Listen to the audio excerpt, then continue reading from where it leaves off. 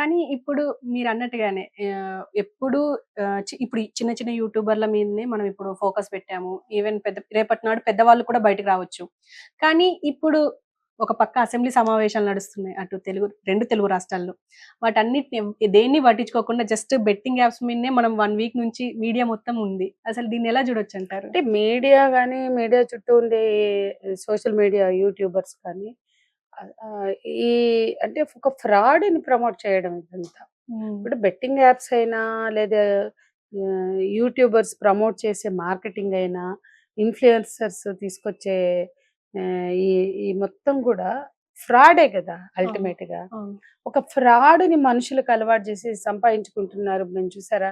మేమెంత సంపాదించామో. హ్మ్. అది ఫ్రాడ్ కదా! ఖచ్చితంగా. ఆ ఫ్రాడ్‌ని మేము బైక్ కొనేసాం చూసారా? మా దగ్గర డబ్బులు లేకపోయినా మేము బైక్ అంటే నువ్వు ఎవరిని ముంచుతున్నావు? అమాయకులు అక్కడ బలవుతున్నారు. ఈ ఈ హ్మ్. వీళ్ళ వలన ఇప్పుడు ఒక రైతు పంట అమ్ముతాడు. హ్మ్. పంట అమ్మి తిరిగి పంటకి పెట్టుబడో, పిల్ల పెళ్ళికో లేకపోతే ఏదైనా సర్జరీ చేయించుకుందామనో డబ్బులు బ్యాంక్‌లో ఉంటాయి. ఆ కొడుకులకి తెలుస్తాయి పాస్‌వర్డ్స్. పాపం ఈ యూట్యూబర్స్‌కి బలవుతుందెవరు? అమాయకులు. ఆ పల్లెటూర్లలో అవును. ఉండే పేదవాళ్ళు లేదా రైతులు లేపోతే ఇప్పుడు వాళ్ళ కష్టార్జితం ఒక రైతే కావచ్చు, ఒక చిన్న బిజినెస్ చేసుకునే వ్యాపారే కావచ్చు. ఆ డబ్బుని వాళ్ళు జమేసి ఇంకా పెద్ద ఆ బిజినెస్‌ని పెంచుకోవడానికి జమేసుకుంటారు. అవును. పెళ్ళిళ్ళకో, అవసరాలకో వాటిని జమేసుకుంటారు. చిన్న చిన్న వ్యాపారులు ఇవాళ పట్టణాల్లో. సో, సెల్ ఫోను అందరి దగ్గరే ఉంది. ఆ! అవును. దాని దాని గురించి ఆ పరిజ్ఞానం ఉన్నోడికి, లేనోడికి కూడా సెల్ ఫోన్ ఎళ్ళింది. అవును. Smart phones ఎళ్ళిపోయినియి. జియో వాడు చాలా గొప్ప దేశానికేదో సేవ చేసినట్టు భారతదేశ ప్రధాని పొగిడి, పొగిడి ప్రజల మీద రుద్దిన జియో వాడు అందరికి అలవాటు చేశాడు. అవును. సో, ఈ జియో అందరి చేతుల్లోకెళ్ళిన జియో లేదా పోనీ స్మార్ట్ ఫోన్ అది కరెక్ట్‌గా ఎలా దాన్ని వాడాలో అందరికి తెలుసని మనం అనుకుంటే పొరపాటు. అట్లా వాళ్ళ తల్లి ఏముంది మా నాన్న నాకు 1,00,000 పెడితే 5,00,000 ఒస్తాయి. మా నాన్నకి గూడా థ్రిల్ చేస్తా అనుకుంటాడు ఒకడు. అది చెప్పాడు అబ్బాయి. హ్మ్. ఇంకొకడేమో మా నాన్న డబ్బు తీసుకొని నేను పెడతా. నాకొస్తాయి. నేను బైక్ కొనుక్కుంటా. ఆ తర్వాత మా నాన్న డబ్బులు మా నాన్నకే ఉంటాయి అనుకున్నాడు. హ్మ్. అట్లా వాళ్ళ ఒక ఒక ఒక దాంట్లో అయితే ఒక తల్లి చాలా కష్టపడి పని చేస్తుంది. హోటల్ నడిపి అయి చేసి, ఇది చేసి ప్రతి వాళ్ళకి క్యాష్ అక్కర్లేదు. క్యాష్ హ్యాండ్లింగ్ లేదు. మొత్తం గూడా ఆన్‌లైన్‌లు ప్లాస్టిక్ కరెన్సీలు వచ్చేసినాయి. హ్మ్. హ్మ్. అసలెప్పుడైతే డీమానిటైజేషన్ వచ్చిందో, డీమానిటైజేషన్‌తో పాటు అసలు డీమానిటైజేషన్ తీసుకురావడం వెనకే చాలా మంది ప్రయోజనాలున్నాయి. ఇట్లాంటి ప్రయోజనాలు. ప్రజల్ని ఇట్లా అవలగాళ్ళని జేయడానికి ప్రజల్ని పూర్తిగా ఆహ్, ఎందుకు కరెన్సీ ఉంటే ప్రాబ్లమ్ ఏంటి? అంటే హ్మ్. డీమానిటైజేషన్ పేరుతో అందరికి ఇవి తీసుకొచ్చి అందరిని వీటిలోకి నెట్టేసి, ఇవాళ ప్రతి వాడు స్మార్ట్ ఫోను, కార్డు.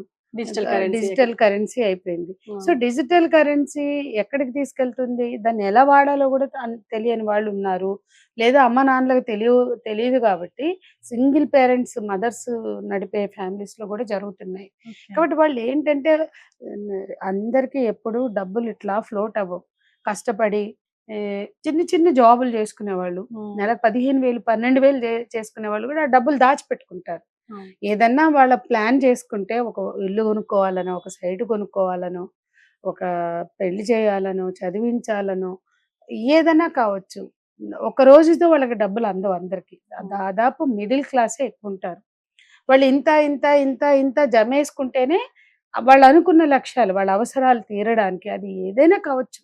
అది ఒక హాస్పిటల్ ఖర్చులే కావచ్చు, పిల్లల చదువుల ఖర్చులే కావచ్చు, పిల్లల పెళ్ళిళ్ళ ఖర్చులే కావచ్చు. ఇంకొక వాళ్ళు వాళ్ళు తలపెట్టిన ఇంకో కార్యానికి సంబంధించిన డబ్బులే కావచ్చు. అవి వాళ్ళు జమేసుకుంటారు. ఆ జమేసుకున్న డబ్బులు పోతున్నాయి. అది వాళ్ళ పిల్లలే కావచ్చు. లేపోతే ఒక్కోసారి వీళ్ళు ఎవరొకళ్ళ మీద డిపెండ్ అవుతారు. హ్మ్. డిజిటల్ కరెన్సీని వాడే క్రమంలో కో తీరిక లేకో, అది లేకపోతే వీళ్ళకి వాడడం చేతగాకో రాకు. చేతగాకో, హ్మ్. వాడడం రాకో అట్లా డిపెండ్ అయితే అట్లా పోయినయున్నాయి.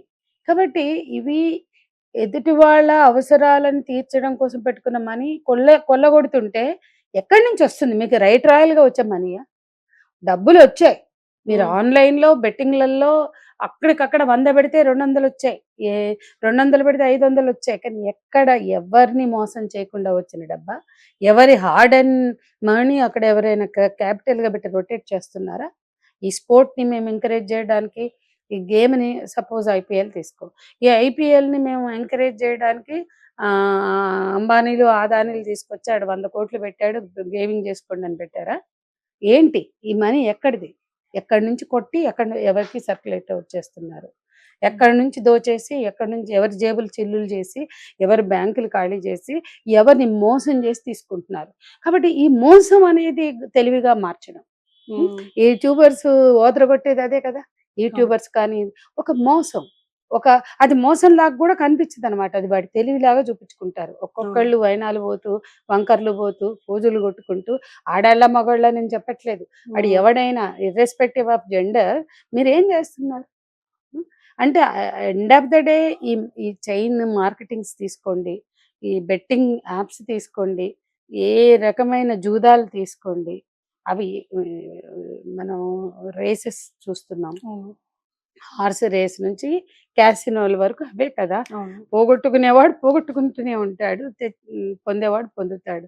దాన్ని చూపించి అది పెద్ద ఇది చాలా పెద్ద విషబలం. దాన్ని మనం ఎక్కడా దీన్ని అంతం చేయగలం అనేలాగా ఏం లేవు.